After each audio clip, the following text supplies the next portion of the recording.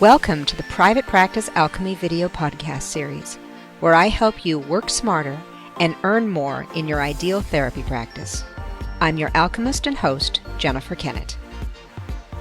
My guest today is Eric Strom. Eric is an educator, lawyer, and therapist specializing in ethics and legal issues facing mental health professionals. He regularly offers continuing ed for the Washington Mental Health Counselors Association. Today, we're discussing covering your professional assets as a mental health therapist. Hello and welcome back to Private Practice Alchemy. I am your host and alchemist, Jennifer Kennett. Today, my guest is Eric Strom, and we are talking about how to ensure you are covering yourself legally in private practice. Eric is quite the Renaissance man. He's a lawyer, a mental health counselor, a counselor educator, and really a thought leader in our industry. He is also the go-to legal resource for therapists in Washington State. It's amazing how often I am on a Facebook group and somebody says, oh, I need some help with this issue ethically or legally. And 95% of people are like, Eric Strom. So thank you for participating and being our guest. Yeah, absolutely, Jennifer. So I would really love to dive in with what do you see as the top legal struggles that therapists have getting into private practice, the places where they get stuck? What do you think it is? You know, my guess is there is not being clear about what are the limits are in our work and communicating that to the client. Okay, so just for full disclosure, genuinely, we did not practice this ahead of time. I really did put you on the spot, and that's it. What I see in my legal perspective, what I see as by far the most common basis for findings of professional misconduct against behavioral health clinicians, a whole wide range of however you describe behavioral health clinicians, is dual relationships. Absolutely. Probably 2/3 to 3/4 of the findings of professional misconduct are some sort of dual relationship. Within that, literally half of the findings of professional misconduct that I see across jurisdictions, this isn't just Washington State, everywhere I've looked at, easily 1/2 is sexual misconduct with clients. Yeah. And so that's the thing. When you say, what is the top legal issue facing clinicians? It is dual relationships, particularly sexual misconduct. That's it. Wow. Yeah. I mean, and it's fascinating that you say that, because we get that drilled so clearly into our heads, and yet people fall into that trap over and over again. Exactly right. And I think the way that is drilled into our heads within this profession is actually part of the problem. What's the narrative? What's the narrative that you hear about sexual misconduct with clients? Don't sleep with your clients. And then who does? Why do we have to tell people this? Who ends up having those sexual relationships with clients? What's the narrative? Clinicians that are ethically not on top of it. Yeah. You know, they're sort of like, they don't realize this is a problem, or they're somehow nefarious and yes. Machiavellian. Exactly. I think that's it. That's the narrative. The professional narrative is there are predators and bad people in this profession who take advantage of clients. They don't care about the rules, or they're so incompetent they don't know the rules. And that's what we have to keep warning everybody about, those clinicians.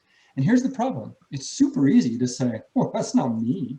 Okay, I'm not a predator. I'm not going to take advantage of clients. I care about my clients' well-being. I understand the rules. So that's not me. That's not my problem. Well, here's the issue. It's all of our problem. It is. Inherently, that is a problem not of the predators in our profession. And that can happen. I don't want to diminish that. There are people who get into this profession for the wrong reasons. But that doesn't describe this significant source of professional misconduct. I think what it really shows is that is a risk for all of us in this work. The tool we use is the relationship. Yeah. The setting is, frankly, confusing to clients, right? boundaries are easy to start sliding slowly and end up in somewhere else that we never imagined on the other side of it. And, my thought is, if we're not getting our personal needs met in our personal life, we are all at risk of getting those needs met in the clinical setting. That's a really good point. And I mean, it's interesting because as clinicians, we are working on our clients' attachment issues and their attachment relationship. And that requires us to participate in an attachment relationship. And at the same time, we have to be doubly aware of where we're getting compromised or feeling like, oh, I like this person. And I remember that early on in my own career. There was a woman that I was treating in a this was a community mental health setting, and it was very clear that in other circumstances she and I would have been wonderful friends. And I remember being really uncertain, do I talk about this in session? And the client kind of kept making these little comments about, oh, I wish I had a friend like you, or I wish we could have coffee together. And I finally had to say, I get that this feels really good, and that there's a lot that you and I have in common. And so it feels very similar to a friendship. And here's where the boundary has to be for your benefit as well as mine. And it's okay to acknowledge and grieve that loss of potential. Yeah. And I like what you said, Jennifer, in a different setting, right? We would be friends. Right. Absolutely. And this is a different setting. Yeah. And it's totally understandable that clients aren't tuned into that distinction. Right? I mean, just think about you are giving them complete attention, almost complete attention, positive, unconditional positive regard, right? Yeah. Everything that you are doing in that relationship intentionally is for their benefit, right? I mean, that's that may be the only time in their life they've ever had that kind of a relationship, and of course that would seem like you would be the perfect kind of person for a personal relationship, right? And it also strikes me that when we see psychotherapists in popular culture, and I'm a little bit, right? Yeah, and I'm a little bit skewed on this because I think about this all the time. But my view is, in popular culture, sort of the trope that we see all the time is the psychobabble is funny and clever and sort of endearing, but in the end, the thing that really heals is true love. That's what we see over and over and over again. And so it's absolutely makes sense. It makes sense to me that clients come in sort of primed for this idea of like, the psychotherapy is kind of cute, but when I get someone to really have a personal connection with me, that's what will help me, because that's what we keep reinforcing. Yeah. Not we, but that's what popular culture. Absolutely. And I mean, popular culture really badly represents what we do. I was actually watching rewatching a show recently where Michael Dorn, who is the guy who played Worf on Star Trek: The Next Generation, he was playing a psychotherapist. It's the show Castle. So it was a sort of police thing, and he was being a therapist to this cop. And I remember thinking, God, he really is doing a good job. He actually is representing the profession reasonably well. And I was shocked because it's so rare. And that really stood out, right? It really stood out. But what you just said about friendship as well also reminded me, there's been a few times with my clients where we've sort of gotten to what feels like, from my perspective, the end of counseling, and yet the client keeps coming because they're enjoying the experience of having somebody listen to them, and learning how to call that out gently, kindly, but being able to say, hey, I'm noticing that the last couple of sessions have felt a little more chit-chatty. I'm getting a sense that you're feeling that things have really gotten to a good place. Is it time for us to end? And I've had clients be quite startled. They're like, oh, yeah, you're probably right. And I've even had a client say, I never had, my previous therapist never asked me that question. And I think that may be another place where dual relationships kind of show up, is we slide from the therapeutic into the companion friendship zone. And as particularly in private practice, our job is to work ourselves out of a job. Yeah, right on. And we have to own and manage that, because our client isn't necessarily going to be able to. That's right. And one strategy I often think about is explicitly in that context is on a regular basis, just checking in with the client of what is our treatment goal? What are we working towards? And really being able to identify, is this something that is clinical, or is it something that's more appropriate for a personal relationship? And, and I hear all the time, clinicians and clients saying, yeah, but the client's really getting something out of this. For sure, absolutely, right? But what is that something? Is it something clinical, or is it something personal? And when it ends up being, hey, I just really feel comfortable here and I really enjoy talking with you, that's valid. And it's probably not clinical and the therapy's done. Right, exactly. And it might be that opens the door to, okay, if this is not something you're getting elsewhere, maybe therapeutically we need to be working on how do you get those needs met. Yeah. Outside exactly of right. therapists. Exactly right. Our therapist relationship. So. And I would even go so far, Jennifer, as to say there's a piece of that that is required, right? Because if we're not then helping the client to sort of transform having that need met into other places in their life, we are actually inhibiting it and maybe causing harm. Right.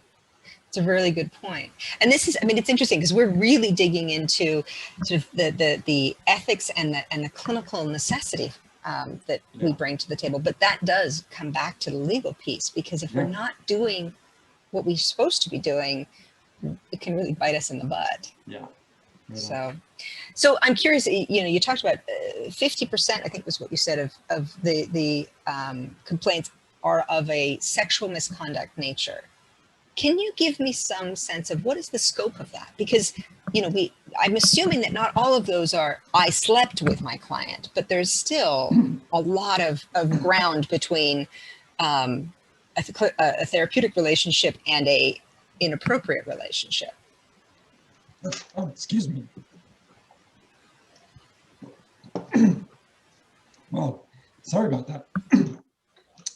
Yeah, there's a wide range.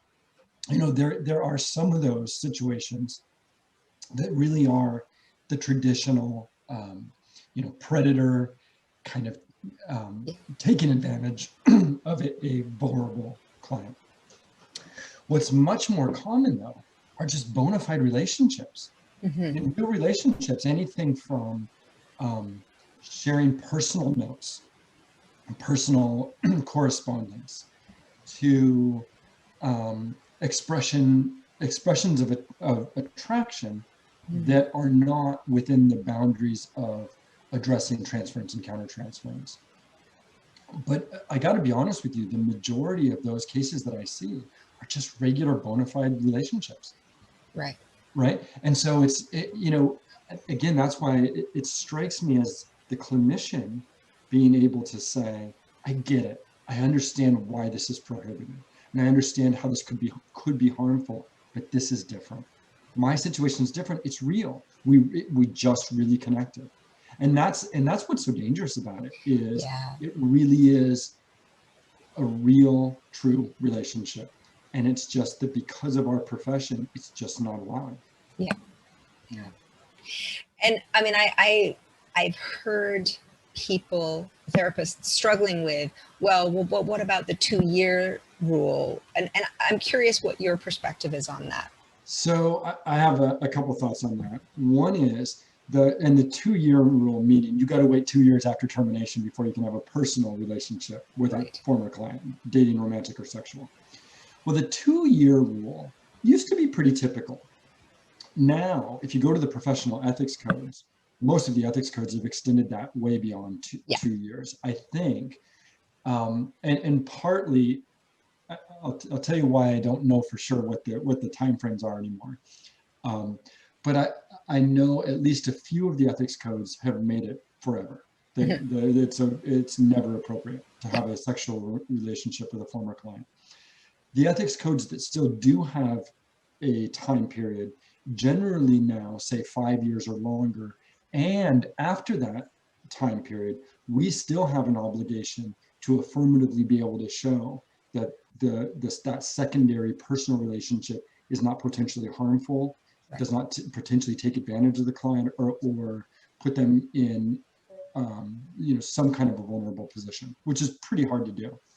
But more importantly, at least here in Washington, the legal standard can also apply and be stricter. And the Washington legal standard is interesting. For all healthcare providers, we do have a 2-year legal rule. 2 years after termination, we are prohibited from having a sexual, romantic, or dating relationship within 2 years after termination. There's a second rule, however, that explicitly applies that standard to licensed counselors, marriage and family therapists, and social workers. It already applies. It applies to all healthcare providers. But this rule explicitly applies it to those professions and removes the 2-year rule. So for counselors, social workers, and MFTs in the state of Washington, by law, the prohibition is forever. Oh, and thank goodness. Yeah, right? It just makes it easy because it makes it easy in that the law says never, and that kind of aligns with how we should be looking at this. Yeah. There's really almost no way to enter into a personal relationship with a former client that's perfectly equal in the power dynamic. Right. It just is almost impossible. So the other side of dual relationships that I hear a lot more gray area in is around interacting with potential clients or actual clients in community settings, in other business environments. I was, when my daughters were in high school, I was on the parent education committee. And so there were parents who wanted their child to come and see me because they'd seen me present a parent ed workshop. And having to navigate that was interesting as well. And certainly there's less clear cut, but it's still an important question. How do we navigate that as private practice owners? Well, I think that's less clear cut by design. So generally, the state laws and our ethical standards treat these two kinds of dual relationships very differently.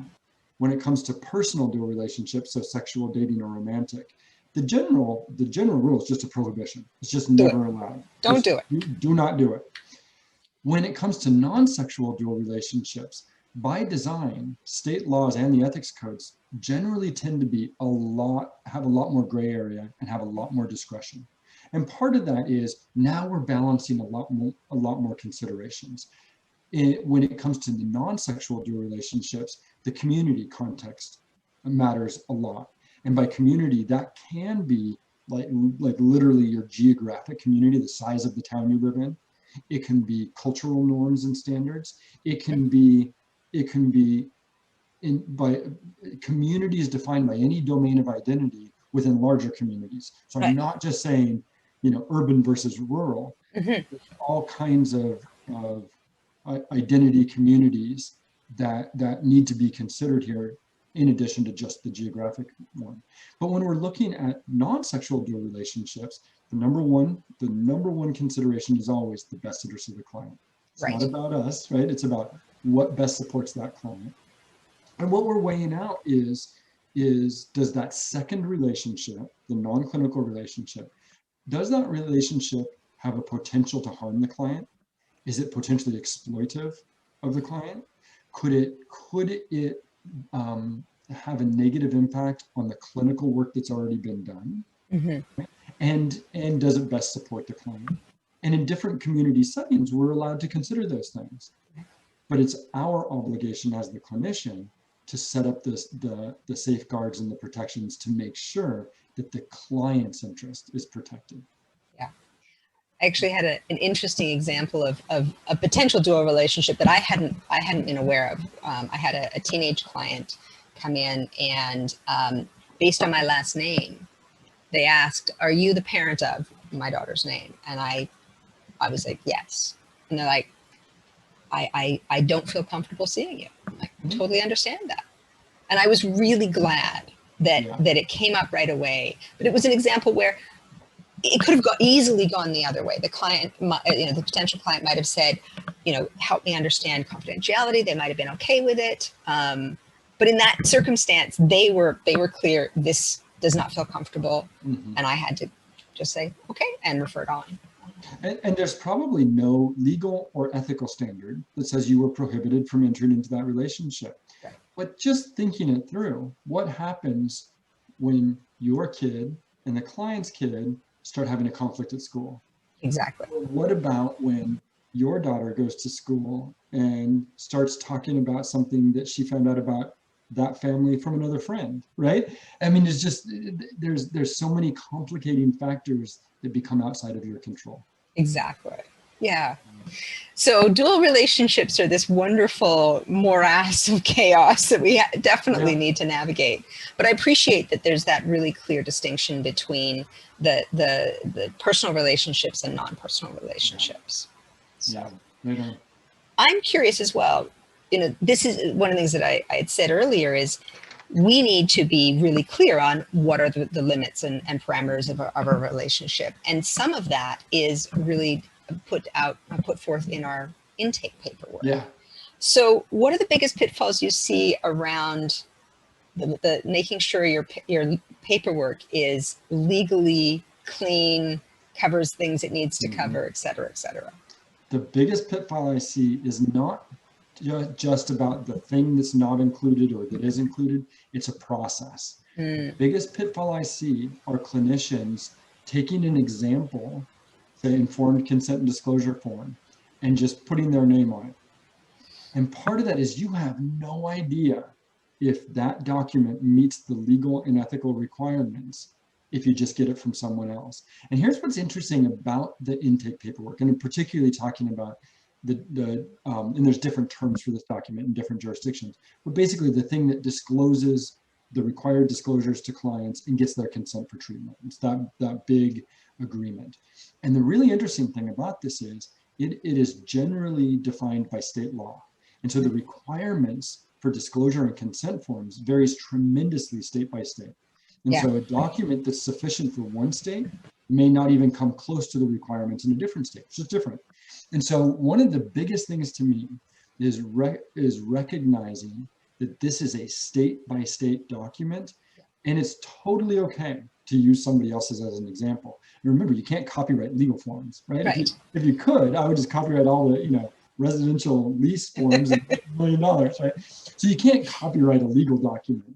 And it's okay to use other examples, to help inform how you're going to draft this. But the one piece of advice that I have for clinicians is literally go back to your primary source, go back to the state rules, and make sure that everything that's required is in that document. And it's surprising to me how often clinicians don't do that. Well, and I think the other piece attached to that is if you read through the the statutes and you don't understand it, hire a lawyer. Yeah. Hire a lawyer, because their job is to help take that from the legalese to practical, this is what it means. And I do get the sense that our profession is a little gun shy when it comes to hiring lawyers. Yeah, right on. I understand, and I totally understand that. Yeah. I think the other piece that really has occurred to me more recently, because I'm now a supervisor myself, is the role of supervisors within the state on helping new therapists navigate this process. Yeah. Because so often a supervisor will do exactly what you've described. Oh, here's mine. You can use that. And that may be putting our own license on significant liability, but it also, it communicates to our new supervisees, that's how you do it. Yeah, and I think that's also a really common problem, is that we often communicate that some of these things that really are important are just formalities, like the disclosure and consent document. It's just a formality. It's not really important. Well, things like that, where they really are important. There's a really important clinical function to informed consent. Absolutely. And I mean, in a sense, it is a legal contract. Mm-hmm. Mm-hmm. And I don't think that we are trained as therapists to think about it in those ways. And I like how you said, in a sense, because I really agree with that. It's technically not really a contract in that it's not a mutual agreement that can be enforced by law, right? If your client says, no, I don't want to do this anymore, you're not going to sue them over it. Right. But I think you're right that it's a type of a contract. It's a legal agreement. It has legal impact, and it's legally important. Yeah. Yeah. So what other circumstances should a private practice owner reach out for legal advice besides the intake and disclosure documents? Well, yeah, okay. So the obvious one, right? The one where we all should contact a lawyer is if you find out that you're being sued for malpractice. Right? That's the Pretty obvious obvious. one. That doesn't surprise anyone, right? But that's for sure. The second, almost as obvious one, is if you find out that there's been a complaint lodged against you with the state regulators, or there's an investigation. Now, what I think is kind of important to point out about those, though, is malpractice. That's kind of the scary one. That's what clinicians often think about as sort of the worst case scenario is this malpractice lawsuit. And the reality is it's very unlikely. I mean, and let me tell you why. So medical malpractice lawsuits are expensive. They're complicated. It costs a lot. Attorneys aren't cheap. It takes a lot of attorney time. They're expensive. So how do people generally pay for a medical malpractice lawsuit? The lawyer is going to be doing it on retainer or on contingency. Like if you win, I get a piece of that pie. That's exactly right. Because what malpractice is it's what's called a tort. A tort, which is a violation of a legal duty that results in a harm that's compensable with money, right? That's what this all is. So what happens is the attorney says, we've got a case. I'll take this case on, say, a 30% fee based on what we recover. So that makes a lot of sense for lawsuits where there's big damages. Yeah, somebody got a bandage left inside of them in the middle of a surgery. Or very clear. One of the reasons why one of the highest medical malpractice insurance rates is for OBGYNs, right? You injure a baby as they're being born, you have a lifetime of damages, right? So that can be all calculated out. So with clinicians, with mental health providers, most of the time, even if it was malpractice, there's not a lot of money involved. It's just more therapy. And now, that's not to trivialize it, but that's to say when the damages are $100,000, say, 30% of that is $30,000. Like, that's not really worth the next year of my life to take on that case. So that's one reason. The other reason is liability is just is hard. Malpractice liability is hard to establish because there's just a lot of discretion and a lot of leeway in the work that we do. Yeah. And so if I say, I think this is anxiety and I'm going to treat the anxiety with CBT, and you might say, that's not anxiety, that's trauma. And I'm going to treat the trauma with a person-centered exposure, a narrative therapy set. Well, neither one of us are wrong. Yeah. It's different. So that's another reason. So malpractice lawsuits are extremely rare. Right. And I would say, you can probably assume it'll never happen. On the other side, a complaint to the state regulators. The bar is very low to have that happen. Exactly, Jennifer, by design. Yeah. The bar is virtually non-existent because the state says we want any and every complaint to get to us and we will investigate those. Right? So it's free, it's easy, it doesn't have to be based on anything. It just can be an allegation. So what I tell clinicians is the chance that you will have a complaint filed against you with your state regulator is pretty good.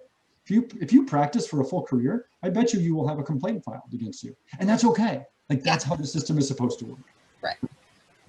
And that being said, when you get that notice that you've gotten that complaint, that's a really good time to talk to an attorney. Because when you say to yourself, well, that's just ridiculous, I didn't do any of that stuff, you want to be a little bit careful about how you respond and what you do going forward. Not that you want to hide things or that you don't want to be, fully transparent, but it's high stakes. And so that's a good time. The other thing and those both are just not common situations. Yeah. The common situation where I say it's a really good idea to consult with an attorney is subpoenas. Yeah. Subpoenas are unique because they're very technical legal documents and legal processes. And with responding to a subpoena as clinicians, we're walking this really weird tightrope. Yeah. On the one side, if you just ignore it, it could be a crime. Yes. Yes. To fail to respond to a subpoena. It's not generally treated that way, but it could be, right? So there's some risk in just ignoring a subpoena.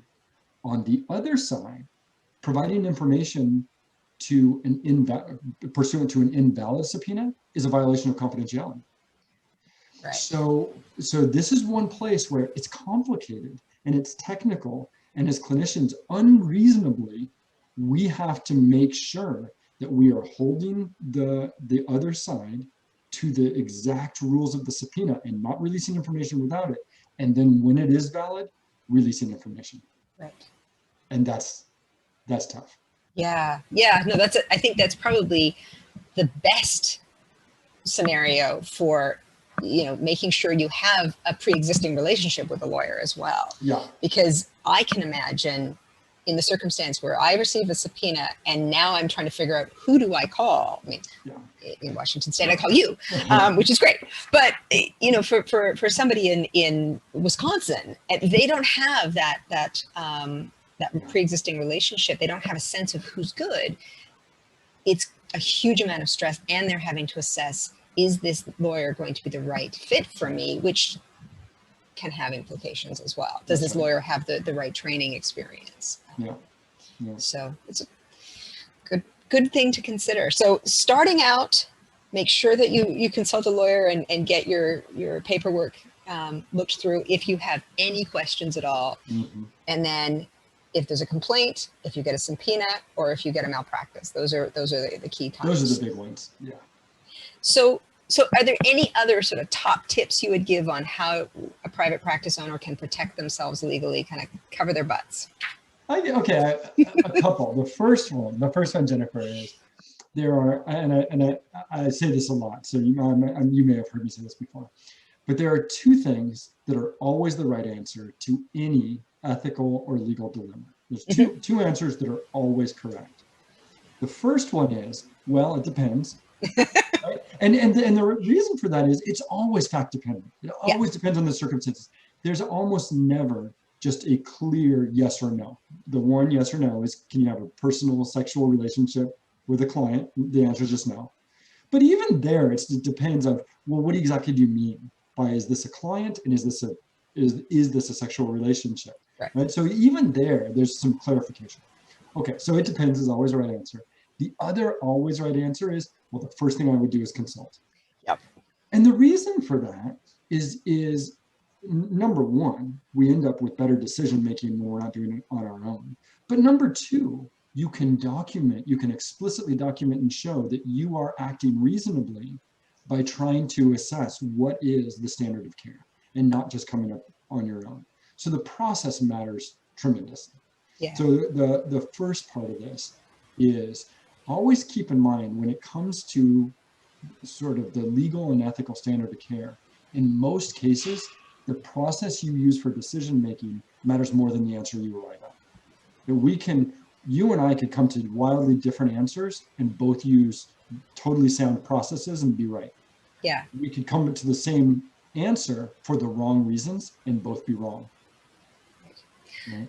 So I would say that sort of to take that to a very practical step, as a private practice owner, especially a solo practitioner, build your community of advisors. Have a relationship with a lawyer, but also have a relationship with seasoned professionals who are willing to consult with you on ethical issues, on legal issues, on even on practical issues of, is my business in the right place? How am I doing? This is where the masterminds that I've been involved with over the years have been incredibly invaluable. These are people that know me, know my business, but also have that clinical acumen to say, hey, there might be an ethical issue that you're in that decision you're making. Have you considered this? But it's also that I can then reach out to them and go, I'm stuck. I don't know what to do next. Here's the scenario. And get really good process information on how to make that decision a more robust one. And it also gives you some transparency in what you're doing. Yeah. So where, for example, you come to a consultation group and say, oh, I have a client who just is in a really bad financial state, can't pay the bill, so I think I'm going to loan him $100. Yeah, right? And where your consultation group says, I don't know, let's think about that. Where for us individually, there might be all this stuff going on where it makes sense in our mind. And as soon as we then are putting it out into the light, now we start to see, well, maybe I should think about this in a different way. So just the act of consulting, regardless of what kind of advice they give, sometimes is helpful. Yes, it shines a light on those places where we might not want the light shined. That's right. But really helps us avoid something worse later on. Yeah. So that's one. The other, and this is a little bit more of a granular tip, is keep your personal life and your professional life completely distinct. And that's in person and virtually. And what does that mean? Keep it distinct. I don't know. That's the thing each one of us decides on our own. And it's really dependent on sort of that context, the cultural context, the environmental context of our practice. But whatever that distinction means, really hold to that. That your clinical persona is one piece, your personal persona is another, and they are separate. That's really important. Yeah, I mean, one of the things that I have on my website is a statement that I do not, if clients try to friend me on social media, I do not accept those friendship requests. I also have pledged to not look up clients on social media or Google them, because I think that is a violation as well. But those are some of the ways that I personally have created that line. Yeah. And I also, my social media, I keep very private. So people have to know to look for me, to find me, and I then have to approve that. So I've had potential clients reach out on LinkedIn. It's one of the ones that I see more often. And I simply ignore those requests, and because it is a blurring of a line that feels very uncomfortable. Yeah, for sure. And just having that thought out ahead of time of where do you put those boundaries, and holding to those boundaries is really important. And then the last tip, just sort of a general tip, is always identify the client in the first interaction. Who is my client? Is it an individual? Is it this couple? Is it two individuals? Is it the family? Is one individual with the family members as attending as non-client collateral contacts? Or is it an organization? Or is it, say, a court, right? So always identifying at the very first who is the client, and making sure that as a clinician, my understanding matches up with yours as the client, and that matches up with the way that we're documenting it. Right. And I so many times, failing to do that at the beginning leads to a situation where literally there is no safe answer. So where that can happen, for example, is working with couples.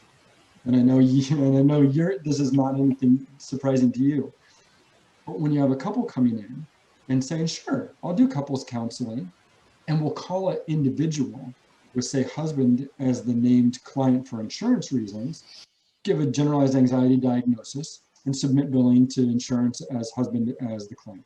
Okay, now when things fall apart and they're heading to divorce, and wife says, I want a copy of my couples counseling record, you're stuck. There is nothing you can do that's not misconduct. Right. You give her the record. Husband can come back and say, I'm the client. You told my insurance company I was the client, and you just violated my confidentiality by giving away my record. If you don't give wife the record, you can come back and say, I signed your informed consent form. I'm the client as part of the couple, and you won't give me my healthcare record. Right. And now you're stuck. Yeah. So the bottom line to me is always determine from the very beginning who is the client and what does that mean? You know, the place where I had that showing up earlier was around the sort of 13 to 18-year-old teenagers. Because in the state of Washington, a 13-year-old can consent to their own treatment. And often a parent would come in expecting that they were going to get regular updates. And I would have to, totally understandable. Yeah. And I would have to say to them, that is not something that I can guarantee.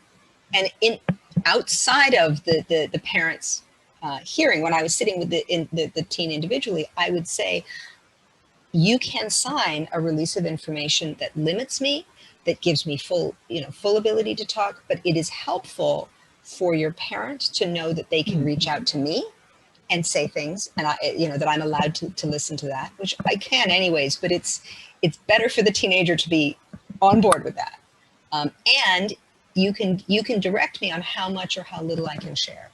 And that, just having that conversation really helped clarify that my teenager was the client, and the parents had to be held a little bit more distant. And that's one where it's a great counter or different example to my couples counseling example, because in that one, to the clinician, it's really clear.